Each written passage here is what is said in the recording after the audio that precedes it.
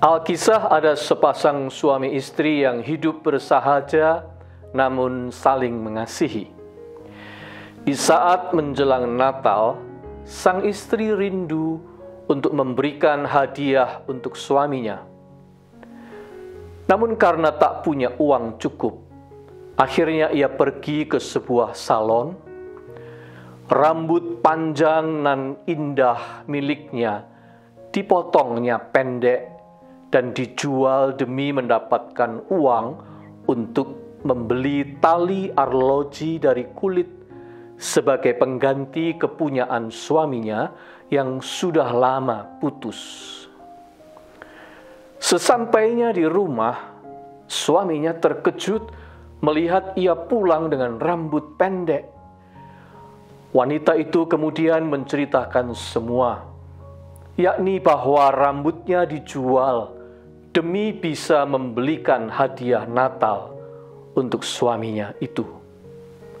Sebaliknya, ganti suami itu bercerita bahwa ia pun baru saja menjual arlojinya supaya mendapat uang untuk membeli ikat rambut yang cantik bagi istrinya. Mereka pun berpelukan haru dan menyadari betapa ada kasih yang besar di antara mereka. Kisah ini mengharukan. Namun yang lebih penting bukan itu. Cerita ini hendak mengatakan kasih itu pada hakikatnya adalah tindakan memberi. Dalam cerita ini, akhirnya masing-masing belum dapat menggunakan apa yang diterimanya sebagai hadiah, bukan? Rambut sudah dipotong, arloji juga sudah dijual. Namun mereka tetap berbahagia. Mengapa? Sebab kasih itu bukan pertama-tama hal menerima, melainkan memberi. Lepas dari hadiah itu sudah bisa dipakai atau belum, mereka sudah saling memberikan sesuatu dari dirinya. Istri memberikan rambut kebanggaannya, suami memberikan arloji kesayangannya yang berharga. Kasih itu memberi. Yohanes dikenal sebagai Rasul Kasih. Injilnya bercerita tentang betapa besarnya kasih Allah akan dunia ini, sehingga diberikannya anaknya yang tunggal, Yesus Kristus. Yohanes 3 ayat 16. Melalui Injilnya, Yohanes menunjukkan betapa Allah memperagakan apa makna kasih yang sebenarnya. Kasih itu sebuah pemberian, bahkan pemberian diri, self-giving. Dan pemberian diri Allah itu, wujudnya adalah sebuah pemberian diri yang total. Firman itu telah menjadi daging dan diam di antara kita. Yohanes 1 ayat 14. Sebuah pemberian diri yang paripurna, mencapai puncaknya. Di masa Advent menyambut Natal ini, kita merenungkan makna pengharapan, sukacita, damai, dan kasih. Hope, joy, peace, and love. Hari ini tentang kasih. Apakah kasih berupa pemberian diri itu bukan hanya ada di dongeng-dongeng atau cerita fiksi. Mungkin itu pertanyaan Anda. Apakah kasih ada di dunia nyata ini? Tengoklah, apakah pemberian diri masih ada di sekeliling kita? Bukankah ada orang tua yang memberikan pikiran, waktu, dan tenaganya tanpa kenal lelah, bekerja siang dan malam untuk mengasuh dan membesarkan anak-anaknya? Tanpa berkeluh kesah, mereka mengesampingkan kepentingannya sendiri. Ada ibu memberikan satu dari ginjalnya kepada putranya. Ada rohaniwan memberikan alat bantu pernafasan untuk pasien COVID lain yang jauh lebih muda daripada dia karena persediaan rumah sakit yang terbatas. Ada kakak meninggalkan bangku kuliah karena harus bekerja keras demi menyekolahkan adik-adiknya sepeninggal orang tua mereka. Ada anak kecil berinisiatif membuat kue, kuki untuk dijual demi membantu biaya perawatan rumah sakit untuk gurunya, yang kemudian ini menjadi viral di media sosial.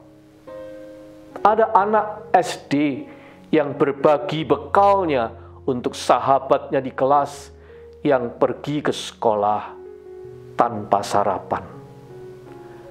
Ada tukang parkir yang membagikan sebagian dari rezekinya pada anak tetangga di kampungnya yang mampir dan kebetulan butuh beli minuman segar di saat siang sedang panas-panasnya. Dan masih banyak lagi. Kalau pemberian diri masih ada, itu pertanda kasih ada. Sebab kasih itu sebentuk pemberian diri. Dan kasih ada karena Tuhan itu ada. Masa Advent dan Natal mengajak kita untuk menyadari bahwa pemberian diri yang paling puncak sudah terjadi ketika Allah menjelma menjadi manusia. Yesus Kristus datang ke dunia menjadi ekspresi kasih Allah yang paripurna.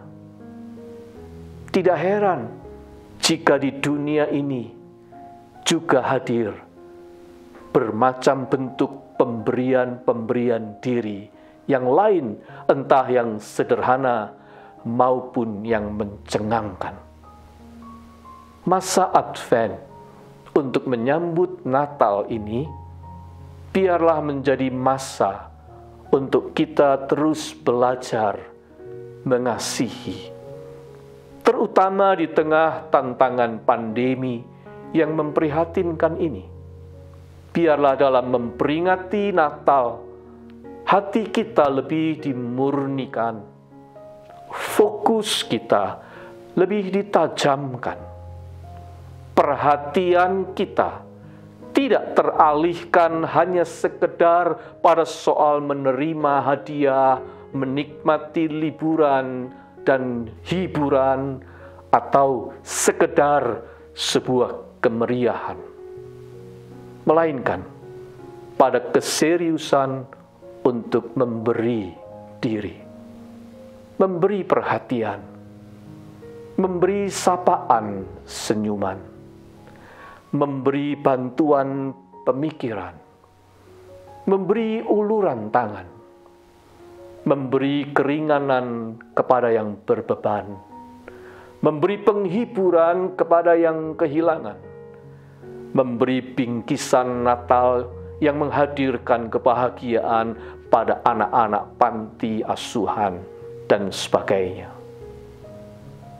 Natal memang layak dirayakan dengan menyatakan kasih dalam bentuk pemberian diri. Mengapa? Sebab Tuhan yang kedatangannya kita rayakan itu adalah Tuhan Sang Maha Pemberi, bahkan memberikan segenap dirinya dalam rupa anaknya, Yesus Kristus Tuhan kita. Maka barang siapa memberi diri, memberi dari apa yang ada pada dirinya, ia mengenal artinya kasih. Bapa Maha Pemberi, setiap kami Kau ciptakan tidak dengan kosong tanpa isi. Engkau menitipkan sesuatu berupa potensi. Kami diberi supaya pada gilirannya sanggup memberi. Justru dengan memberi diri, kami semakin merasa diberkati. Ajar kami, Bapa, untuk mengenal rahasia kasih-Mu kepada kami. Bayi Natal yang suci menjadi bukti bahwa kasihlah pilihan terbaik dalam hidup ini untuk dijalani dan membuat segalanya berarti dan abadi. Amin.